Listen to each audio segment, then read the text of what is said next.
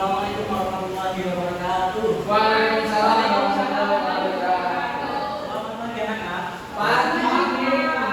Iya pagi ya. Ya gimana kabarnya hari ini, sehat ya? Alhamdulillah. Ya, sehat tentunya ya. Nah, sebelum memulai pembelajaran, kita baca basmalah bersama-sama yuk. Bismillahirrahmanirrahim. Selanjutnya Bapak akan terlebih dahulu ya. Tina, Alim, gimana Adik? Mulai ya. Oke, bantu semuanya berangkat semangat.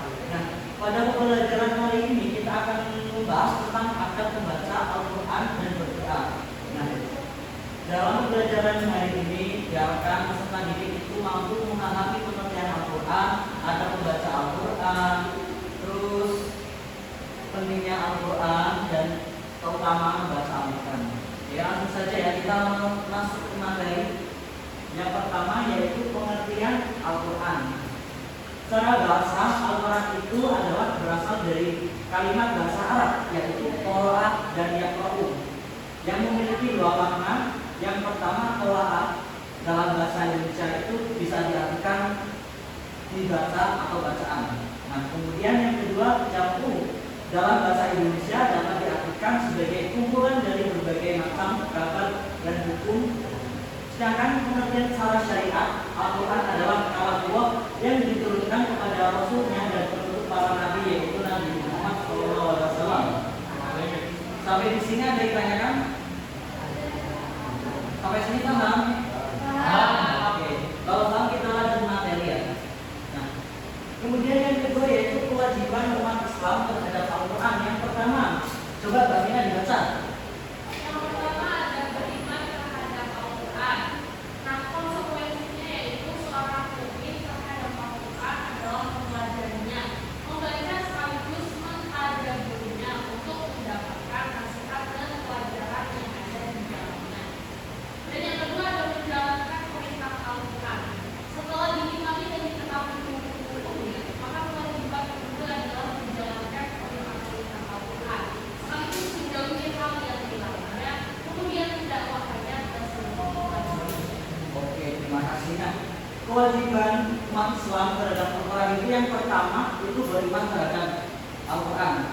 Di mana maksudnya yaitu kita sebagai seorang muslim itu harus mempelajari Al-Quran, membaca Al-Quran, sekaligus mentadabburinya untuk mendapatkan nasihat dan pelajaran yang ada di dalamnya.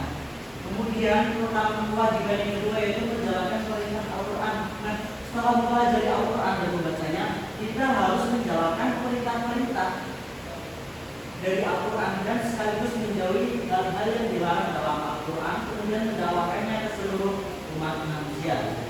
Sampai di sini paham semuanya anak-anak? Paham. Oke.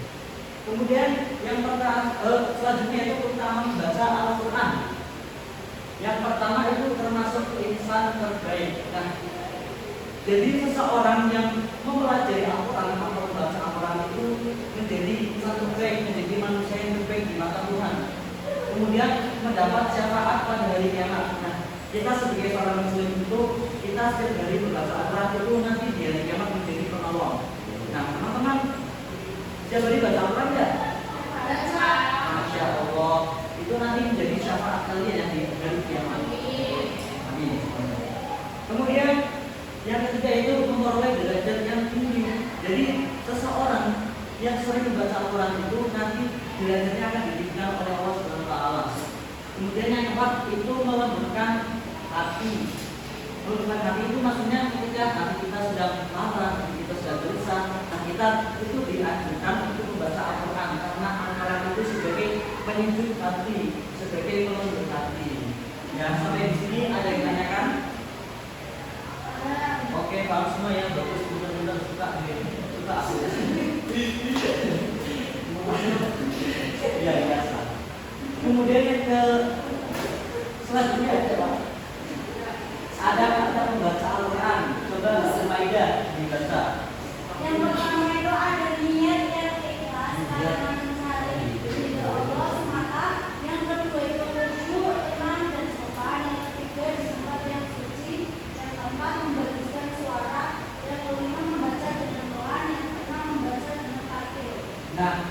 Kemudian yang ikhlas karena mencari ridha Allah itu gimana? Ya, kita membaca Al-Quran itu harus pertama niat untuk mencari ridha Allah, bukan niat karena pamer atau dipuji orang tua. Biasa banget baca Al-Quran.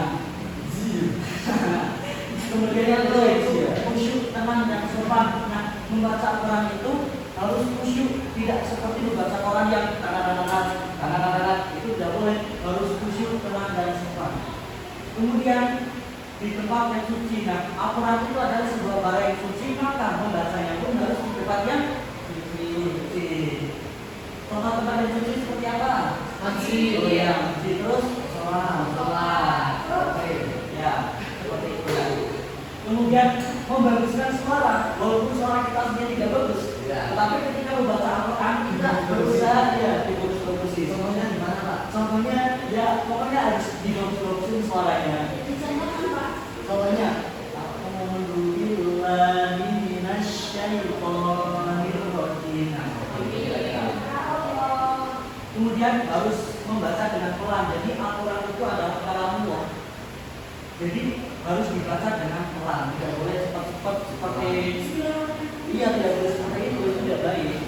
Nah, kemudian yang keenam itu membaca dengan tartil. Nah, maksudnya apa?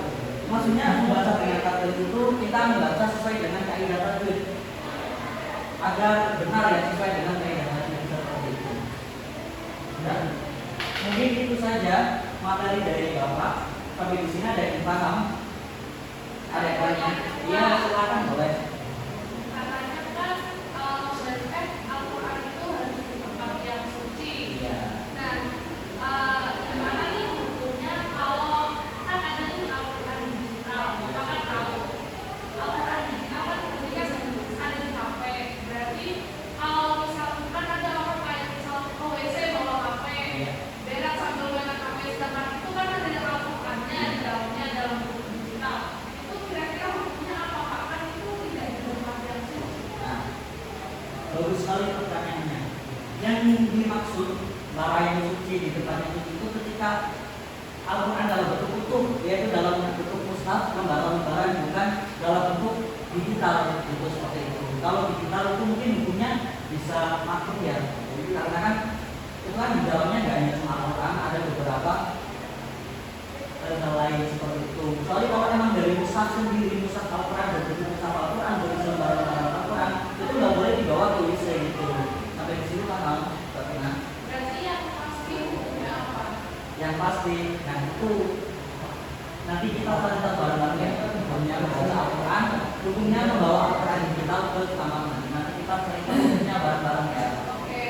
Nah, sekarang kan sudah dapat materi nih. Bapak akan menjadi dua kelompok, nanti kalian diskusikan. Setelah diskusi nanti kalian presentasi untuk membacakan hasil diskusinya. Nah, Mbak Tina sama Mbak Alem, Mbak Tina sama Mas Alem itu satu kelompok dan Mbak Umaida sama Mas Dimas satu kelompok. Masing-masing mendapat Bapak dari waktu 5 menit ya. Misalnya sudah diskusinya sudah atau belum? Sudah atau belum? Ya, kalau sudah diskusi silakan salah satu perwakilan dari kelompok boleh maju. Maju Pak, ya maju di depan presentasi. Oh di sini Pak ya. Oke, adanya ke sana dong. Sini aja ya Pak. Ya boleh. Ya, dari kelompok 1 pertanyaan diskusi. Yang pertama, apa saja adab yang harus dilakukan sebelum membaca Al-Quran? Jawaban dari kami, adab sebelum membaca Al-Quran yang pertama bersuci, yang kedua menghadap kiblat, yang ketiga menggunakan pakaian yang bersih dan sopan, yang keempat memulai dengan bacaan ta'awud, dan yang kelima membaca dengan hati yang ikhlas. Pertanyaan yang kedua, mengapa penting membaca Al-Quran dengan adab yang benar, bukan hanya sekedar membacanya? Jawaban dari kami, pentingnya adab saat membaca Al-Quran karena yang pertama menunjukkan penghormatan terhadap firman Allah, yang kedua memahami dan menghayati makna ayat, dan yang ketiga menunjukkan kecintaan dan kedekatan kepada Al-Quran.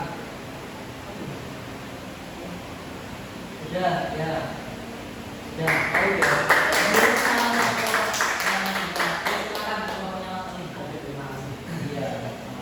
Terima kasih. Izin melaporkan diskusi dari Bang Bobo ya. Untuk yang pertanyaan pertama, apa saja kebiasaan buruk yang perlu dihindari saat membaca Al-Quran? Kemudian bagaimana cara kita menanamkan kebiasaan membaca Al-Quran dengan adab yang baik sejak dini? Yang ketiga, bagaimana peran lingkungan, keluarga, sekolah dalam membaca Al-Quran? Untuk jawaban yang pertama yaitu kebiasaan buruk yang harus dihindari membaca sambil bermain atau bercanda. Itu kurang baik ya. Kemudian membaca dalam keadaan najis atau sebelum berwudu. Yang ketiga, meletakkan Al-Quran sembarangan atau juga yang tidak pantas. Untuk yang soal kedua jawabannya menanamkan kebiasaan baik. Yang pertama yaitu menjadikan waktu khusus untuk membaca Al-Quran setiap hari, mengajarkan anak atau adik membaca dengan suara tertentu dan tenang. Yang ketiga, memberikan teladan dari orang tua atau guru yang membaca dengan ajar. Untuk yang pertanyaan ketiga itu jawabannya peran lingkungan. Yang pertama, keluarga menyediakan mushaf Al-Quran dan menciptakan suasana cinta Al-Quran di rumah. Kemudian sekolah menyediakan waktu tadarus bersama, lomba, tilawah dan pembinaan tajwid. Dan yang terakhir yaitu teman saling mengingatkan dan membentuk kelompok mengaji bersama.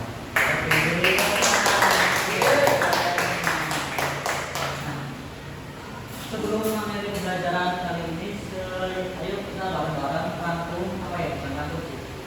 Menyimpulkan pembahasan pada pembelajaran kali ini. Al-Quran itu adalah kalamullah yang diturunkan kepada Rasul. Ayo bareng-bareng. Al-Quran adalah kalamullah yang diturunkan kepada Rasulnya dan menuntut para nabi, yaitu Nabi Muhammad SAW. Nah, kewajiban umat Islam itu terhadap Al-Quran ada dua, apa saja? Beriman kepada Al-Quran dan mendapatkan perintah Al-Quran. Betul sekali. Kemudian terutama membaca Al-Quran, terutama membaca dan membaca Al-Quran itu ada berapa? 4 Pak. Ayo sebutkan coba. Yang pertama termasuk yang terbaik, yang kedua membaca syafaat pada hari kiamat, yang ketiga merauh dari yang tinggi dan yang terakhir memberikan hati. Oke, bagus.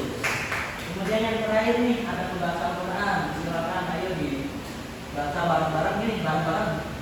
Niat yang ikhlas karena mencari ridho Allah semata, khusyuk, tenang dan sopan di tempat yang suci, membaguskan suara, membaca dengan pelan, membaca dengan takbir. Nah, tamat hari ini sudah selesai. Bapak Asa semuanya sudah paham ya? Iya Pak. Nah, karena sudah paham, Bapak kasih tugas untuk mengerjakan soal pilihan ganda yang ada di LKS ya, LKS nya nih. Karena nanti di situ dikerjain, dikumpulin minggu depan. Oke. Ya, mari kita akhiri pembelajaran pada hari ini dengan membaca hamdalah bersama-sama.